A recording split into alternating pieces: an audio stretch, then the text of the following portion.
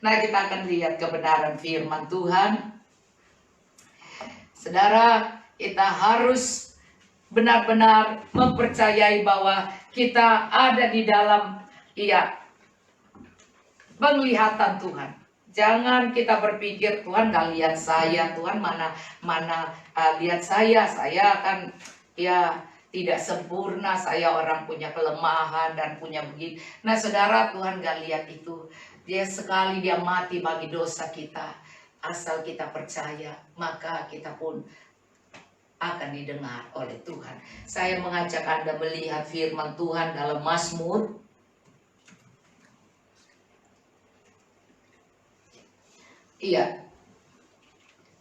Mazmur 10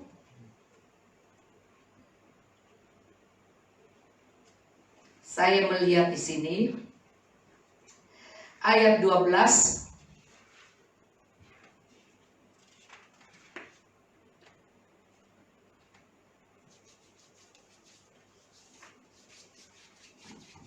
Saya ajak Anda melihat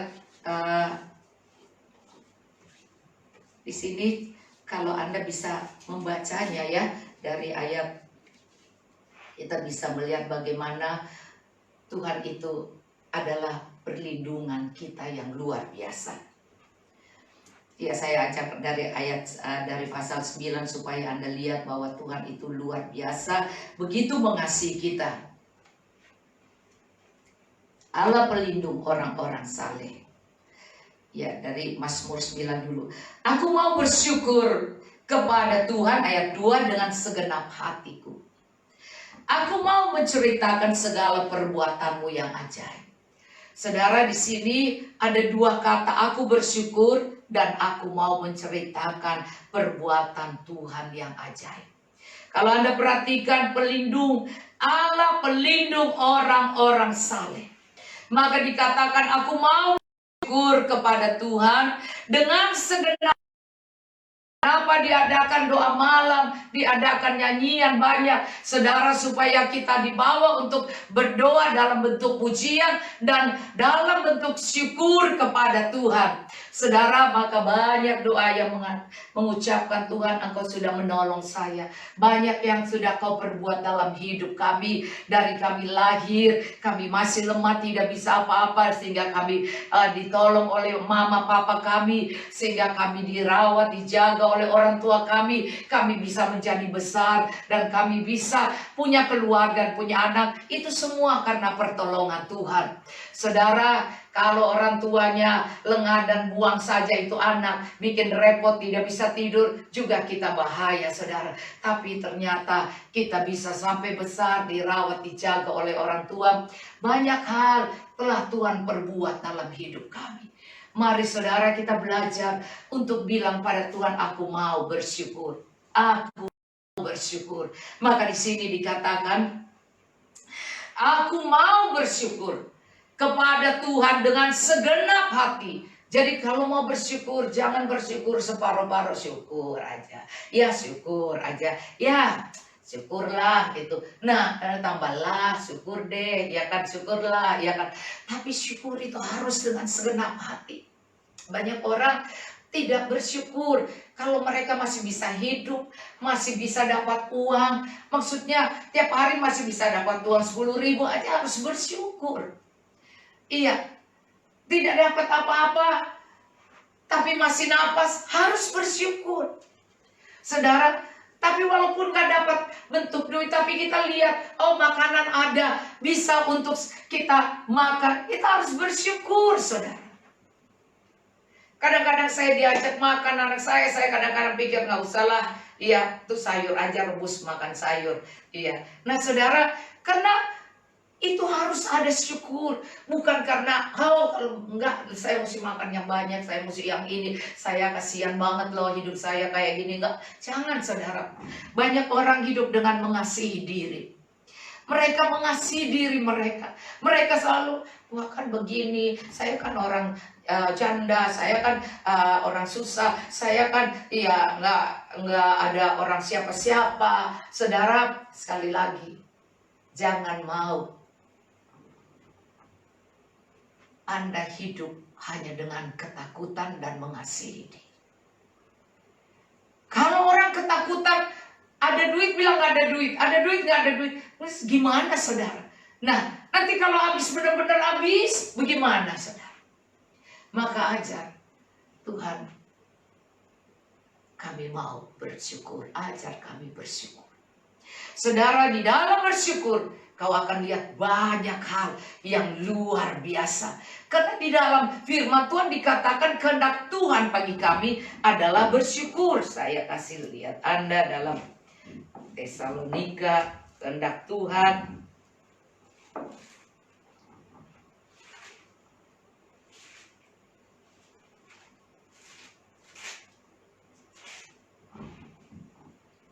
Iya, kita lihat ya.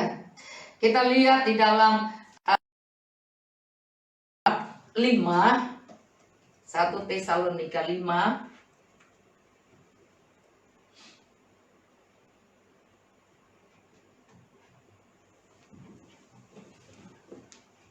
Iya, di sini dikatakan dari ayat 16, bersukacitalah senantiasa, tetaplah berdoa, ayat 18,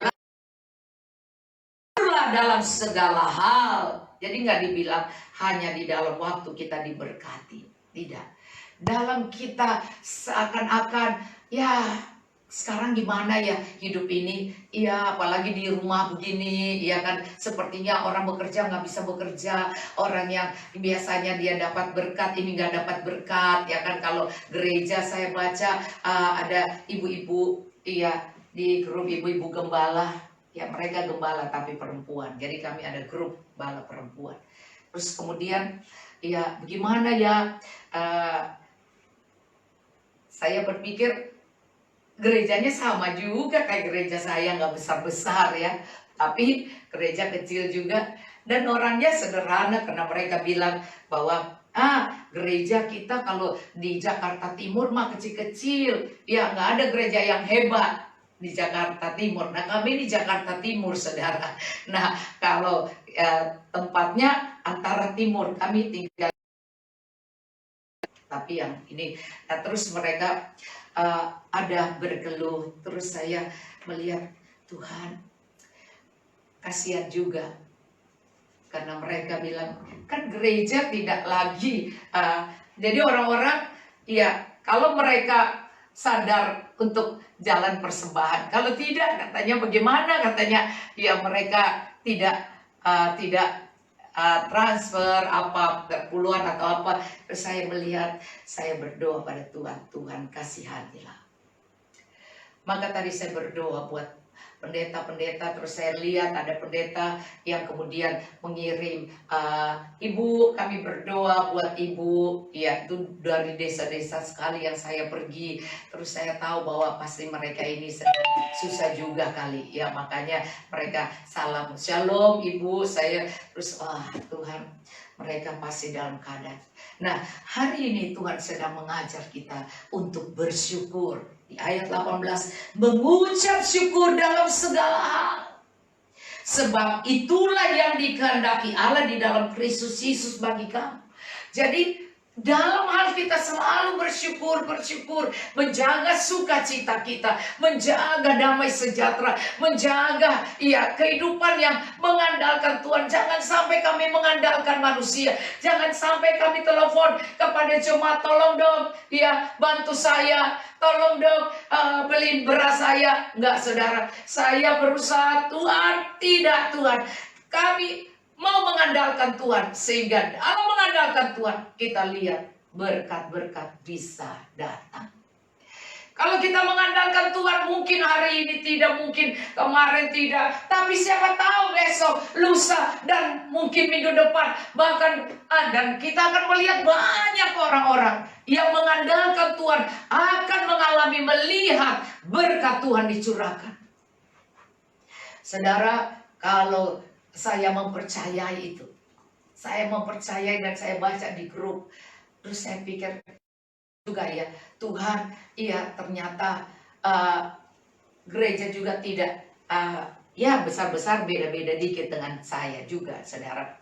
Tapi mereka bilang mereka agak Bagaimana nih sudah dikasih lihat celengan, ada celengan ayam, ada celengan ya, ada celengan yang model apa namanya itu yang bulat naik atas itu yang seperti tempat bir itu apa?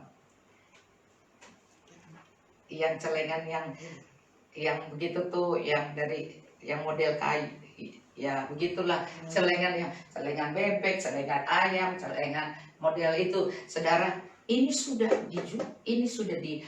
dibuka katanya. Yang ini sudah dibuka, sudah jadi Alfamart.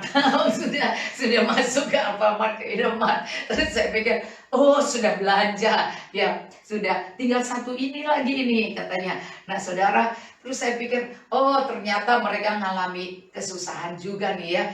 Nah saudara, memang banyak hal kalau kita sedang diajar Tuhan dalam masa COVID-19 ini, diajar Tuhan untuk mengandalkan Tuhan, untuk mengandalkan Tuhan luar biasa. Dan saya terus berbicara positif, jangan sempat bicara negatif tentang masalah ini. Jangan ada bicara kelemahan, ketidakmampuan, karena saya melihat kalau saya bicara, Tuhan pasti berkati saya, Tuhan pasti berkati. Aku diberkati, aku dilimpahi. Ya, kalau saya ngomong gini, saya percaya berkat itu mengalir, saudara. Karena kalau Anda bicara negatif, maka tekanan lebih banyak dan iblis ada di situ.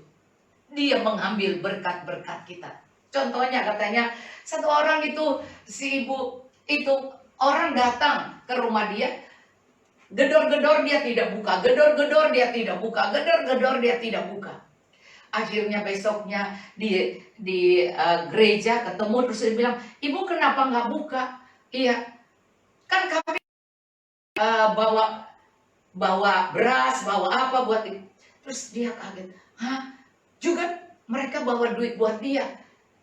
Dia bilang dia dengar, tapi dia pikir orang nagih hutang. Dia pikirannya udah negatif aja. Dia pikir orang nagih utang, dia pikir, wah ini tuan rumah yang dia kontrak sudah nagih utang dan ini dia akan dikeluarkan. Nah saudara, akhirnya berkat itu dipindahkan ke orang lain. Saudara, coba kalau ibu buka, itu untuk ibu. Saudara, banyak orang berpikir negatif sehingga mereka tidak melihat berkat itu. Mari kita harus antusias, harus bersyukur. Saudara, bersyukur pada Tuhan itu bagian dari kita harus antusias, artinya kita bersemangat. Karena antusias itu berasal dari kata Yunani yang dikatakan kata Yunani entheos. Entheos, antusias, entheos, yang artinya Tuhan di dalamku atau memenuhi.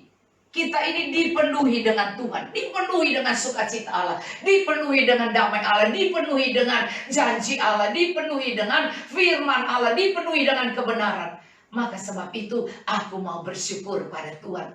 Saudara, iman adalah sesuatu yang belum kau lihat tapi kau percayai, kau menerimanya. Saudara, saya sangat mempercayai itu. Maka saya ucapkan pada diri saya ucapkan, dan saya bisa lihat kalau Tuhan berkati saya, karena saya mau mengucapkan. Saudara mau mengucapkan, dan saya tetap dalam semangat. Saya tetap dalam sukacita. Saya tidak peduli, karena bagi saya mau makan enak dan tidak enak, nggak masalah. Karena apalagi sekarang orang bilang, makan itu jamu-jamu. Jamu itu kan nggak enak. Iya kan? Tiap makan rasanya seperti ditelan dengan air, saudara. Nah, itu adalah obat. Jadi masalah kesusahan ini adalah masalah untuk membangkitkan iman kita, untuk kita mengandalkan Tuhan dan mempercayai Tuhan dan mengucapkan kata-kata positif. Kalau kita mengucapkan kata positif, setiap hari saya ucapkan, Allahku akan mencukupi segala keperluanku menurut kekayaan dan kemuliaannya dalam Kristus Yesus Tuhan. Takaran Tuhan itu beda. Allahku akan mencukupi. Jadi artinya begini, saudara. Ya, contohnya itu anak katanya ya, pasti Anda udah baca di WhatsApp ya. Anak itu dibawa mamanya ke satu toko, toko roti. Dan kemudian yang pemiliknya menawarkan anak kecil ini dengan mamanya kan, anak kecil ini permen. Biasa anak-anak kan senang sekali dikasih kan. Dia nggak mau ambil, nggak mau ambil. Jadi mamanya pikir, oh karena mamanya belum bilang boleh, maka dia diam aja. Mamanya bilang ambil, itu kan dikasih, ambil. Dia juga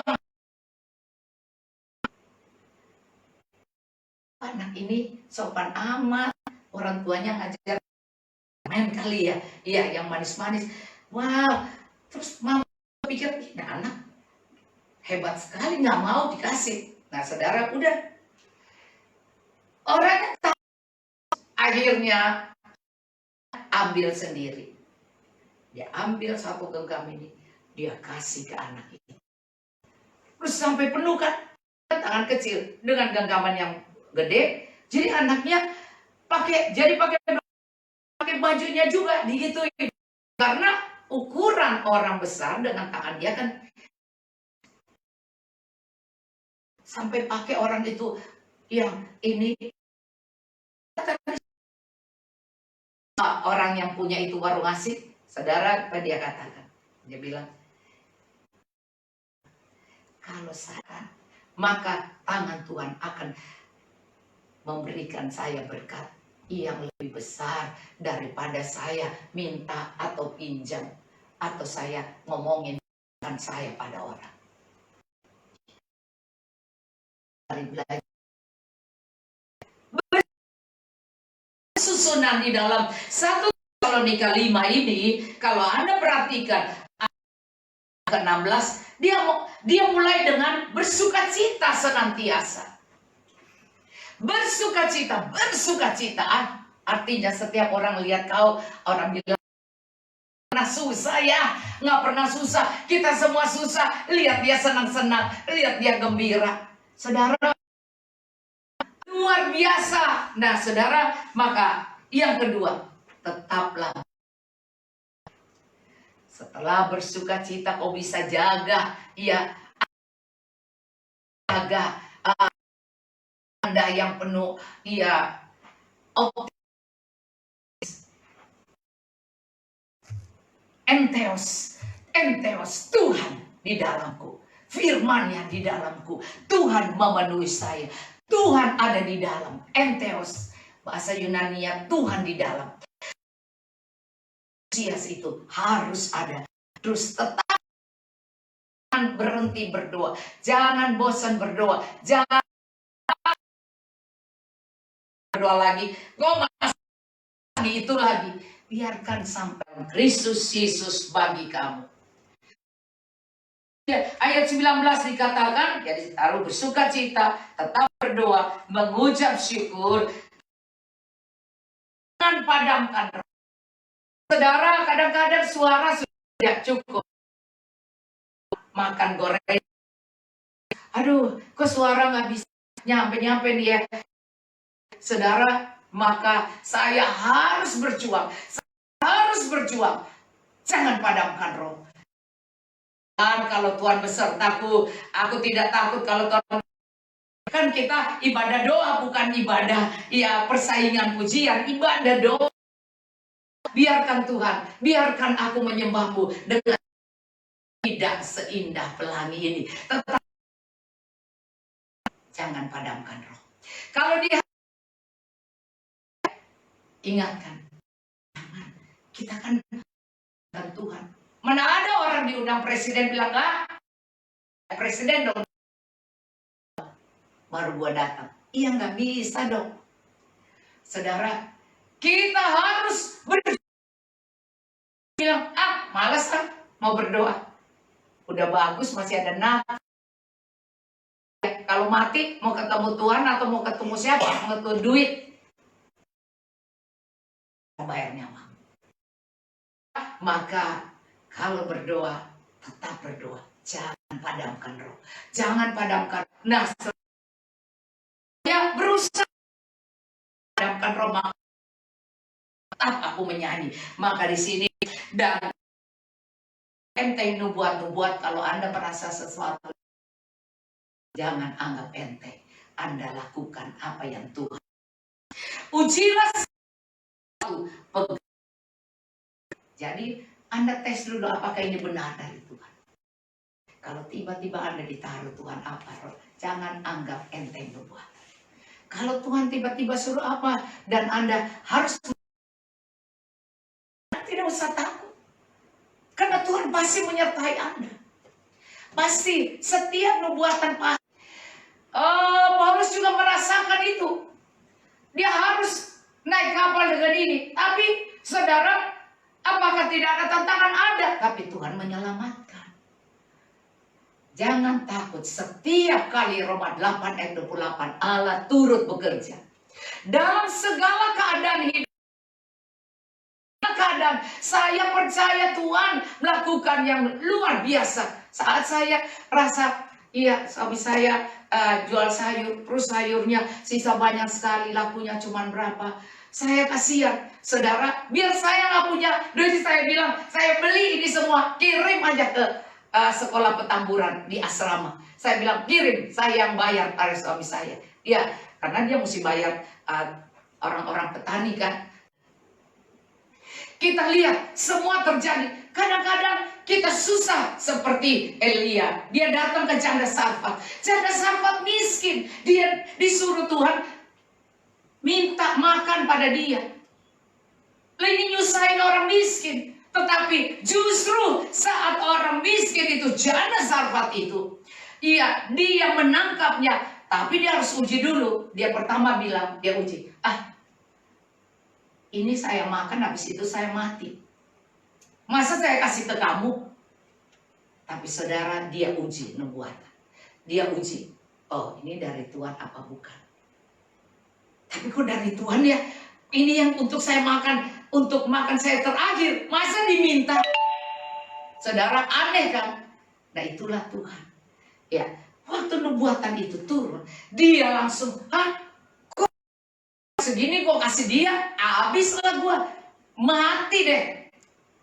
Suara Tuhan datang di hatinya dan bilang, kalau kamu kasih sama dia, kamu sudah berbuat baik dan melakukan apa yang ditaruh Tuhan pada Elia untuk menolong Elia, sudah berbuat baik. Dan berarti Elia ini adalah orang yang disuruh Tuhan, adalah nabi Tuhan untuk menolong. Tapi dia nggak kepikir itu, dia cuma berpikir positif bahwa iya, ya udahlah, kalau saya makan juga saya mati. Mau ngapain? Lebih baik saya kasih dia. Lebih baik punya saya kasih dia. Jadi dia bisa senang. Saya kan tetap kalau saya makan cuma satu kali, habis itu juga saya mati kok.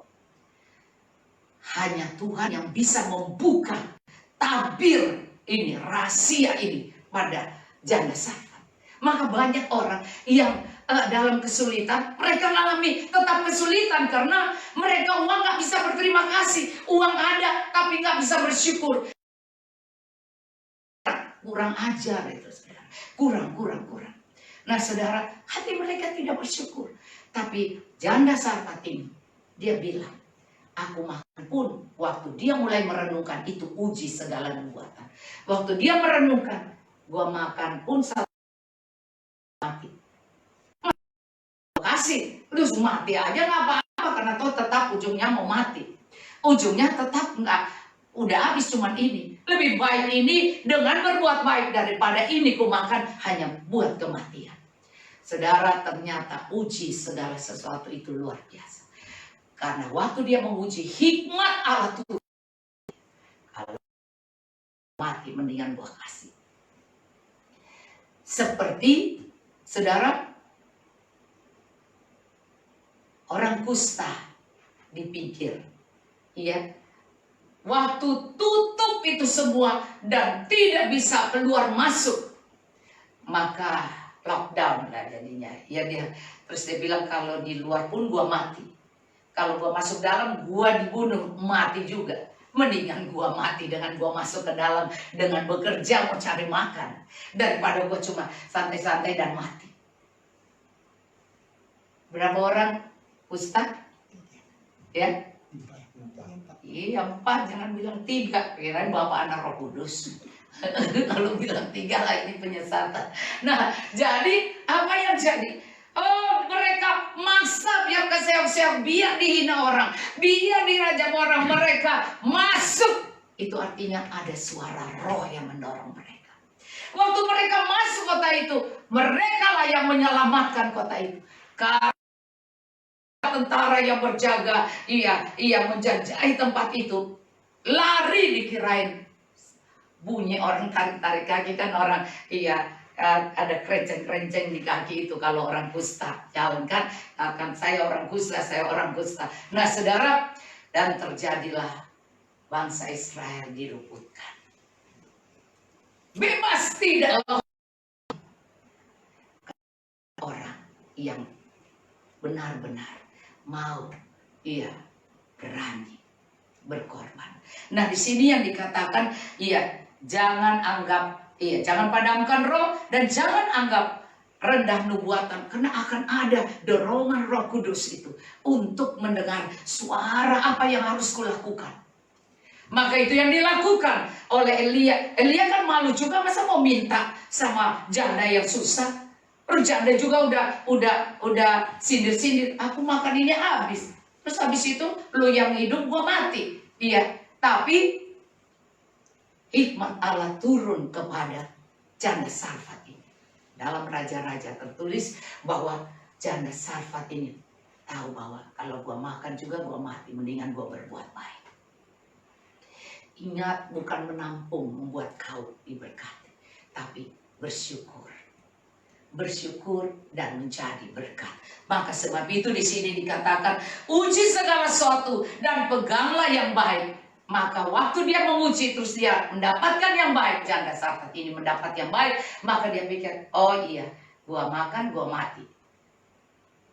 Kalau aku kasih dia hamba Tuhan, nanti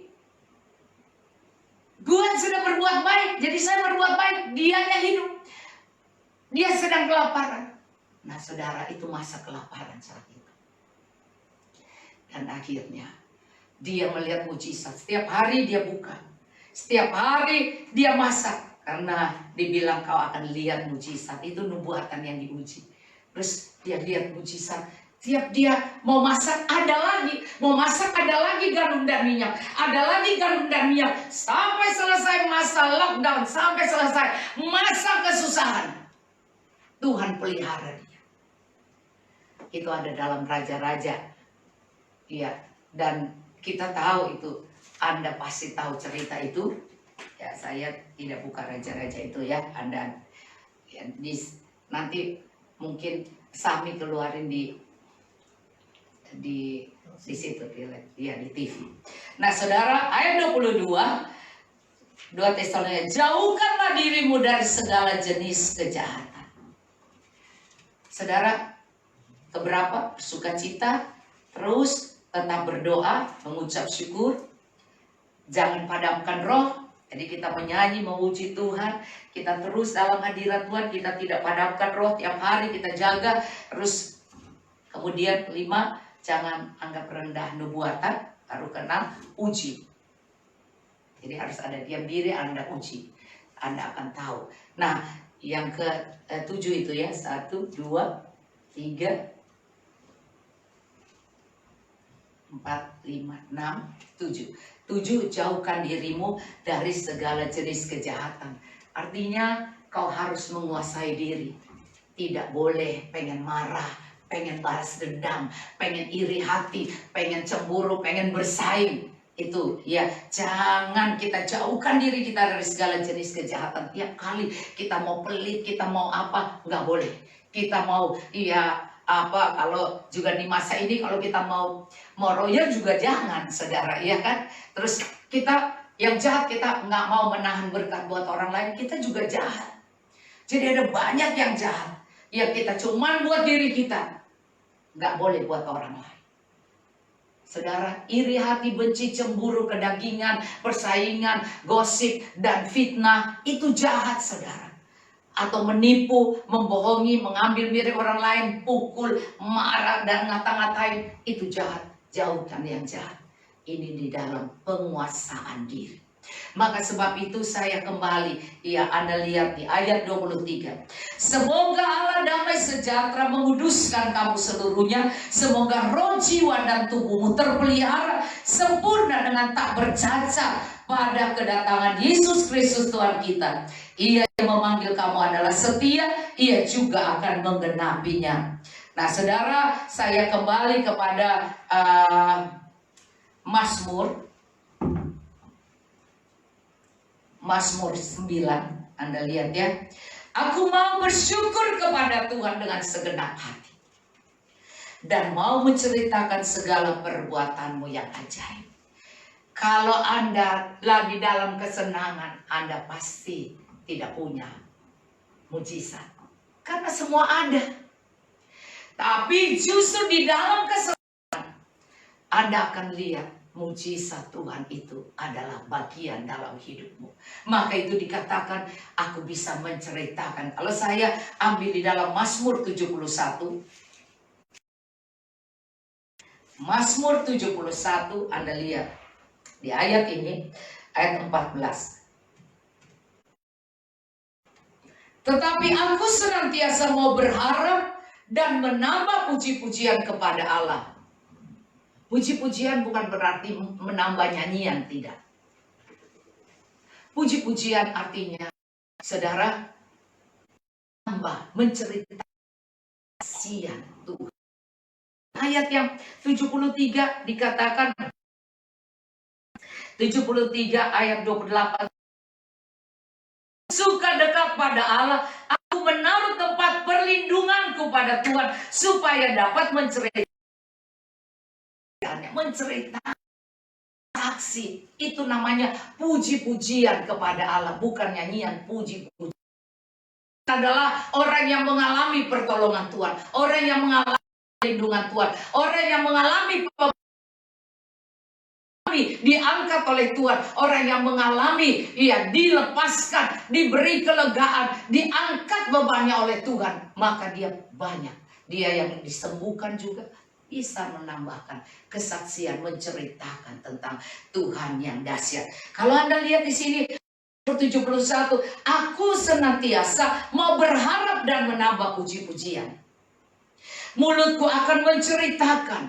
Iya, ini kesaksian tentang menceritakan. Kalau Pak Tony Mulya menceritakan, Pak Daud Simeon ya juga menceritakan kesaksian tentang Tuhan yang dahsyat, meluputkan mereka dari corona, menyembuhkan mereka. Itu kesaksian. Nah, saudara, itulah yang menceritakan. Maka di sini mulutku akan menceritakan keadilanmu dan keselamatan yang daripadamu sepanjang hari. Sebab aku tidak dapat menghitungnya.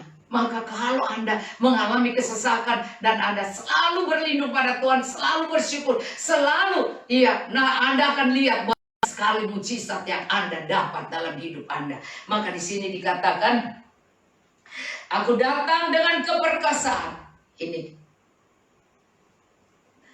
Ini aku huruf besar Tuhan. Aku datang dengan keperkasaan. Keperkasaan Tuhan Allah hendak memasyurkan hanya keadilan Tuhan saja.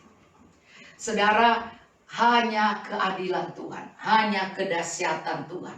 Karena saudara, kalau Anda perhatikan di ayat yang selanjutnya, dia katakan ayat 19, Allah sampai ke langit engkau telah melakukan hal. Siapakah yang seperti engkau? Ayat 20, engkau yang telah membuat aku mengalami banyak kesusahan dan malapetaka. Tuhan katanya yang mengizinkan dia mengalami kesusahan dan malapetaka. Engkau akan menghidupkan aku kembali. Jadi dia mengalami masa kesesakan yang luar biasa sampai berasa mau mati. Berasa mau mati. Iya, banyak kesusahan dan dia katakan di sini Tuhan dikatakan engkau akan hidupkan aku kembali. Jadi dia ada di samudra. Iya, dan dari samudra raya bumi engkau akan menaikkan aku kembali. Mengalami kesesakan yang luar biasa. Tuhan izinkan Maka sebab itu dia bilang, engkau akan menambah kebesaranku dan akan berpaling menghibur aku. Karena dia mempunyai satu, yaitu dia mau berharap kepada Tuhan, mengandalkan Tuhan, sehingga dia benar-benar akan mengalami sesuatu yang luar biasa. Sebab itu yang dia katakan bahwa engkau akan menambah kebesaranku dari samudera nol hidup ini sampai merasa titik nol hidup ini sudah gak ada apa-apa. Saat itulah Tuhan akan mengangkat. Tuhan akan mengangkat. Tuhan di sini dikatakan, engkau akan menambah kebesaranku dan akan berpaling menghibur aku. Masa yang susah, masa yang tidak enak, saudara.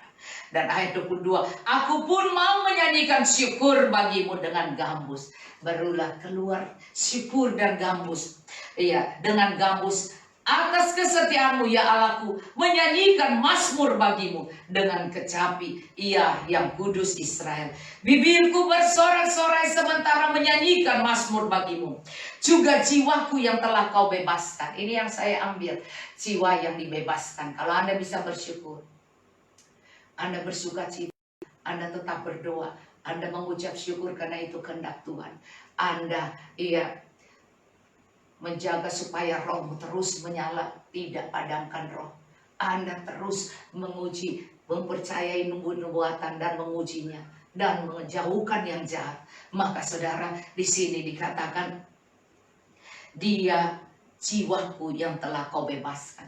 Saudara, kebiasaan buruk Tuhan hancurkan melalui kesusahan, kesombongan, rasa diri hebat, dasar duitnya yang mampu, rasa kedudukannya dan semuanya. Dan masa-masa ini, masa COVID ini, saudara, Tuhan kasih di masa paling samudra baru itu, kita sangat kesan kita mengandalkan Tuhan.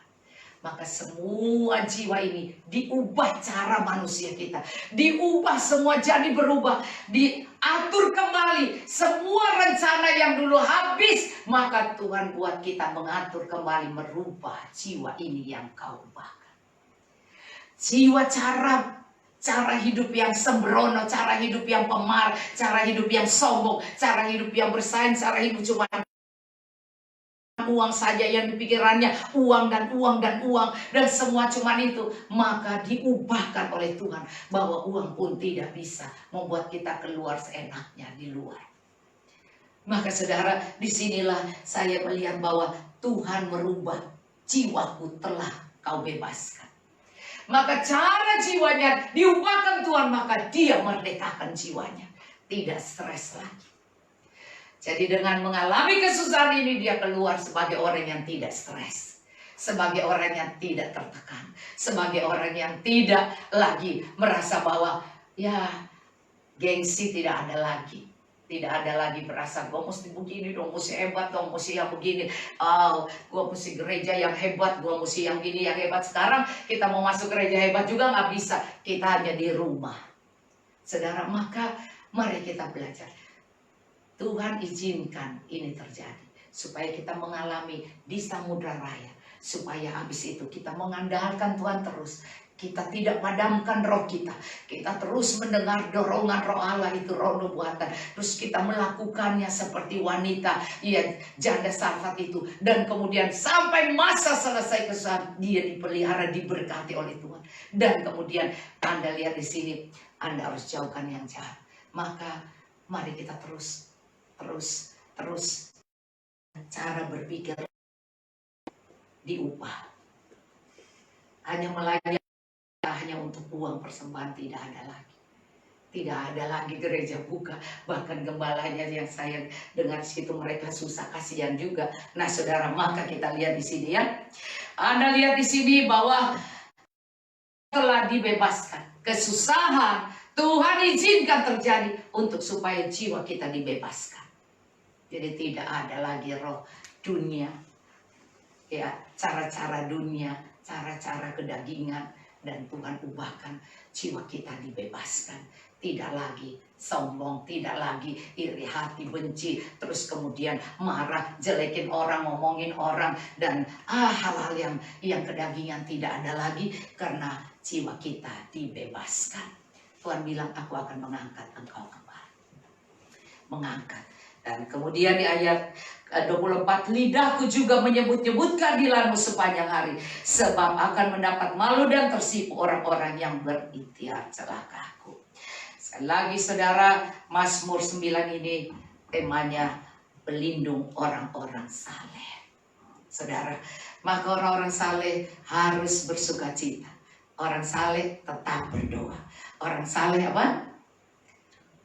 Mengucap syukur dalam segala. Orang saleh apa? Tidak memadamkan rohnya untuk berbuat baik, untuk menolong orang, ya, menyembah, memuji Tuhan. Karena ibadah yang baik itu, ibadah menolong orang itu ibadah, saudara. Ya, jangan padamkan roh.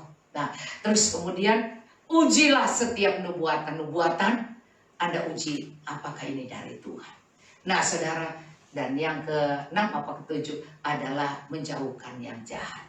Nah, saudara, sekali lagi di sini dikatakan Mazmur 9, aku mau bersyukur kepada Tuhan dengan segenap hatiku. Aku mau menceritakan segala perbuatannya. Ya, perbuatanmu yang ajaib. Aku mau bersuka cita dan bersukaria karena engkau. Jadi, orang yang bersyukur, orang yang ada dalam perlindungan Tuhan, orang yang layak dilindungi oleh Tuhan, Anda adalah orang-orang salehnya Tuhan, orang-orang yang punya sukacita. Karena itu di sini dia katakan bersukacita, bersukaria karena engkau bermazmur bagi namamu yang maha tinggi, sebab musuhku mundur, tersandung, jatuh dan binasa di hadapanmu. Sebab engkau membela perkaraku dan hakku sebagai hakim yang adil, engkau duduk di atas tahta. Engkau telah menghardik bangsa-bangsa, telah membinasakan orang-orang fasik. Nama mereka telah kau hapus untuk seterusnya dan selamanya. Musuh telah habis binasa menjadi timbunan, puing senantiasa, kota telah kau runtuhkan. Lenyaplah ingatan kepadanya, tetapi Tuhan bersemayam untuk selama-lamanya. Ayat 8, tahtanya didirikannya untuk menjalankan penghakiman di masa kota sudah sepi, runtuh, senyap, tidak ada. Tapi lihat, dialah yang menghakimi dunia dengan keadilan dan mengadili bangsa-bangsa dengan kebenaran. Dan saat ini Tuhan sedang mengadili. Dan apakah kau orang saleh atau bukan? Apakah kau dalam hal ini tetap bersuka cita sekalipun ada tekanan? Maka disinilah orang saleh dalam tekanan dia bisa bersyukur dan bersuka cita. Maka ayat 10 dikatakan, demikianlah Tuhan adalah tempat perlindungan bagi orang yang terinjak. Tempat perlindungan pada waktu kesesakan. Ini ada banyak masa kesesakan, masa corona ini, saudara. Tuhan melindungi kita. Tuhan menjaga kita. Orang yang mengenal namamu percaya kepadamu. Sebab tidak kau tinggalkan orang yang mencari engkau, ya Tuhan. Maka kita yang mencari Tuhan tidak akan ditinggalkan. Amin. Tidak akan ditinggalkan. Nah, saudara, dalam Raja-Raja itu sudah. Iya. Jadi Anda orang saleh, orang yang tahu bersuka cita, orang yang tetap berdoa, orang yang berdoa, terus bersyukur, terus jangan padamkan roh. Roh itu bukan hanya bahasa roh, tetapi tadi kan sudah bagian doa. Tapi roh itu artinya roh yang baik, menolong orang. Ya, itu jangan dipadamkan dan terus bersemangat memuji menyembah Tuhan. Terus, jangan anggap rendah nubuatan. Terus jangan, uji segala sesuatu. Terus jauhkan yang jahat. Orang saleh harus melakukan ini. Maka dikatakan demikianlah Tuhan adalah tempat perlindungan bagi orang-orang yang terinjak, tempat perlindungan pada waktu kesesakan, orang yang mengenal namamu, percaya kepadamu. Itu ayat 10 dan 11. Sebab tidak kau tinggalkan orang yang mencari engkau. Tuhan tidak tinggalkan. Nah, kita lihat yang raja-raja, saudara, ya. Tidak tinggalnya. Janda Sarfat ini saya hanya membacakan bagi Anda karena tadi saya sudah menceritakan.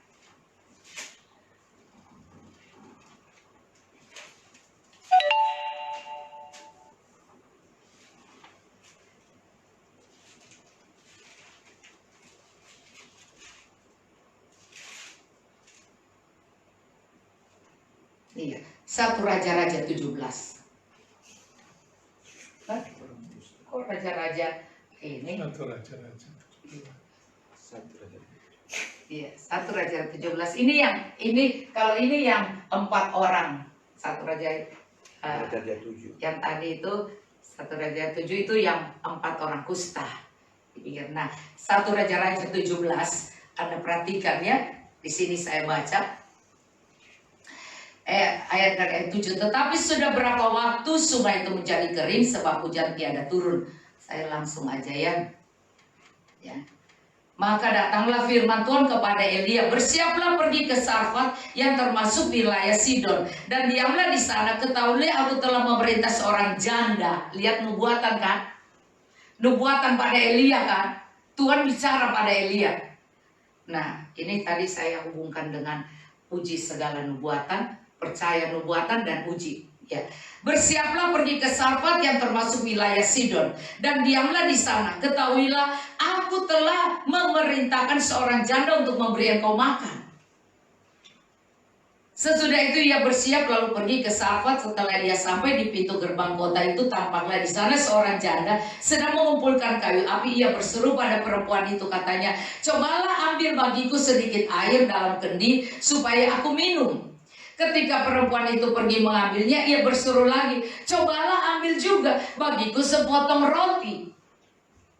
Perempuan itu menjawab, demi Tuhan Allahmu yang hidup, sesungguhnya tidak ada roti padaku sedikit pun, kecuali segenggam tepung dalam tempayang dan sedikit minyak dalam buli-buli. Dan sekarang aku sedang mengumpulkan 2-3 potong kayu api, kemudian aku mau pulang dan mengolahnya bagiku dan bagi anakku. Dan setelah kami memakannya, maka kami akan mati.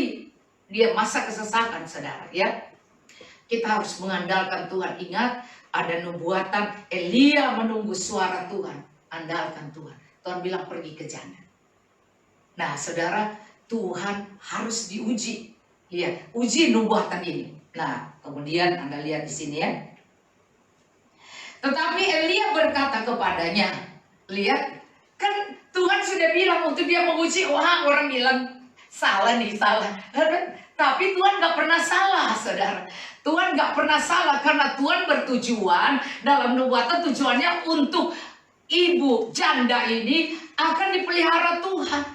Karena Tuhan tahu hatinya baik. Dia tidak padamkan rohnya. Rohnya selalu mau menolong, jadi dia orang yang tidak padamkan roh, mempunyai roh hikmat, roh bijaksana, roh yang baik, saudara. Karena dia menjaga rohnya supaya tidak padam.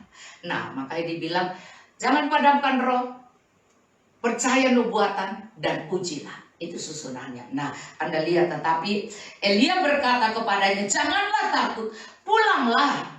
Buatlah seperti yang kau katakan, tetapi buatlah lebih dahulu bagiku sepotong roti bundar kecil daripadanya, dan bawalah kepadaku, kemudian baru kau buat. Saudara, kasih Tuhan dulu bagiannya. Kalau kau menaruh Tuhan nomor 1, Tuhan akan pelihara sepanjang hidupmu. Kalau kau pikir, aku aja cuma sedikit, mana bisa, aku cuma punya duit segini, aku kasih padamu, kamu gak ada arti. Tapi saya kan habis itu, habis deh. Nah, ini orang pikiran yang jiwanya belum dimerdekakan. Kalau Mazmur 71, persoalan yang sampai sulit di dasar samudra raya itu, titik nol dulu, baru orang itu ngerti, baru jiwanya bisa dimerdekakan.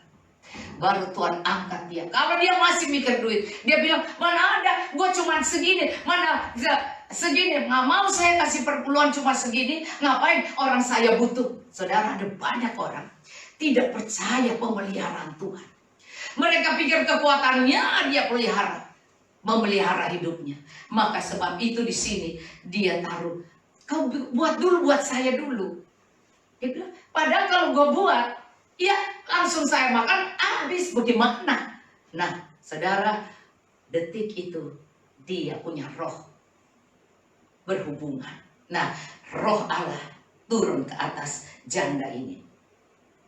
Buatlah, sebab beginilah firman Tuhan Allah, tepung dalam barulah kau buat bagimu dan bagi anakmu. Ayat 14 Anda lihat. Wanita ini Karena Tuhan ingin memelihara janda ini. Maka dikatakan, sebab beginilah firman Tuhan Allah Israel, tepung dalam tempayan itu tidak akan habis, minyak dalam buli-buli itu pun tidak akan berkurang, sampai pada waktu Tuhan memberi hujan ke atas bumi. Lalu pergilah perempuan itu, lihat perempuan itu nangkap nubuat ya, saudara.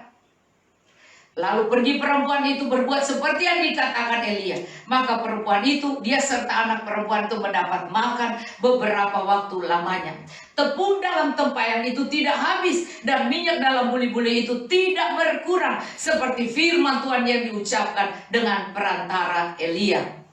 Saudara, kalau Anda baca terus, sesudah itu anak dari perempuan pemilik rumah itu jatuh sakit, dan sakitnya itu sangat keras sampai tidak ada nafasnya. Kata perempuan itu kepada Eli, apakah maksudmu datang kemari ya abdi Allah? Singgahkah engkau kepadaku untuk mengingatkan kesalahanku dan untuk menyebabkan anakku mati? Anak perempuannya mati. Kata Elia kepadanya, berikanlah anakmu itu kepada.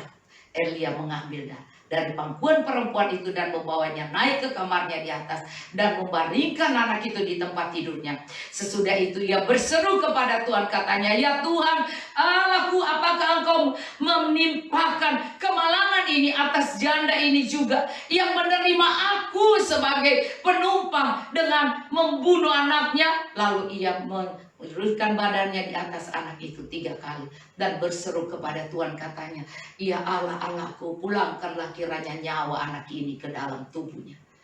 Tuhan mendengarkan permintaan Elia itu, dan nyawa anak itu pulang ke dalam tubuhnya sehingga ia hidup kembali. Elia mengambil anak itu dan membawanya turun dalam kamar atas ke rumah dan memberikannya kepada ibunya. Kata Elia, ini anakmu, ini sudah hidup. Kemudian kata perempuan itu kepada Elia, sekarang aku tahu bahwa engkau abdi Allah dan firman Tuhan yang kau ucapkan itu adalah benar. Wow, saudara, hati-hati, setiap kita harus peka akan suara roh. Mungkin saat itu akan terjadi pada anak perempuan orang itu. Tapi kalau janda ini tidak mengikuti nubuatan, dia bilang, bikin pada saya, kasih dulu perpuluhan, kasih dulu kau kepada saya dulu. Dia bilang cuma ini. Tapi kalau dia tidak turut, itu anaknya mau mati perempuan. Nah lihat, makanannya terus selama itu Elia tinggal di rumahnya, dan makanan itu terus tidak pernah berhenti. Dan waktu anaknya meninggal, Elia menghidupkannya. Karena doa Elia. Karena Tuhan tahu bahwa janda ini akan mengalami banyak tantangan. Tetapi imannya Tuhan perhatikan. Saudara dan saya tidak perlu khawatir. Tidak perlu rasa mengasihi diri. Lakukan apa yang menjadi bagian kita. Taruh Tuhan nomor 1. Hidup dengan kelebihannya, Tuhan akan pelihara kita. Karena mujizat Tuhan akan buat. Saya hidup seperti ini saya. Dan Tuhan buat saya setiap kali. Setiap kali saya pikir sudah gak ada lagi. Udah, Tuhan bisa. Sehingga saya bisa melihat pertolongan Tuhan. Wah, saya kadang-kadang jadi rasa gak enak. Karena kalau itu saya cerita bahwa memang benar saya bilang ke Tuhan. Dan Tuhan saya pengen. Tuhan bilang uji aku. Maka sebab itu jangan takut. Dalam keadaan Anda susah pun, kalau Tuhan bilang kasih, kau tidak boleh takut. Karena Tuhan akan memelihara hidupmu sampai masa kesusahan itu lewat. Dan kalau ada rencana iblis membunuh, karena iblis datang mencuri, membunuh, membinasakan, membunuh anak perempuan, dia bilang, aku datang dan memberi kehidupan itu kembali. Saudara, itulah yang dikatakan bahwa Musa bisa berperkara, Amos berperkara dan Tuhan menyesal. Dan sekarang ini Elia datang pada Tuhan dan berperkara, kembalikan nyawanya Tuhan. Maka Tuhan ambil dari tangan iblis yang mencuri, kembalikan karena doa seorang nabi Tuhan. Jangan takut, kita pasti dilindungi Tuhan dan kita akan diberkati Tuhan. Percaya saudara bahwa penyediaan Tuhan akan ada pada kita. Tetapi jadilah orang saleh, maka Tuhan akan melindungi keluarga kita. Amin. Melindungi keluarga kita. Orang saleh orang yang selalu bersuka cita dalam keadaan. Terus kemudian apa? Tetap berdoa. Ketiga apa? Wah, apa sih yang di online ini bisa cepat sekali menjawab. Ya, yang ketiga, mengucap syukur dalam segala hal karena itu yang dikehendaki Tuhan. Maka yang keempat apa? Ya. Jangan padamkan roh. Kelima, ya. Percaya nubuatan. Ya, karena uji. Ya. Uji. Ketujuh, jauhkan yang jahat. Amin. Nah, Anda menjadi orang saleh, bersyukur. Bukan orang saleh tidak ada tantangan. Ada tantangan seperti Mazmur 9 ini. Tapi Tuhan menjaga, melindungi, Tuhan menolong, dan Tuhan meluputkan. Karena itu janji Tuhan. Shalom. Mari kita berdoa. Terima kasih Tuhan.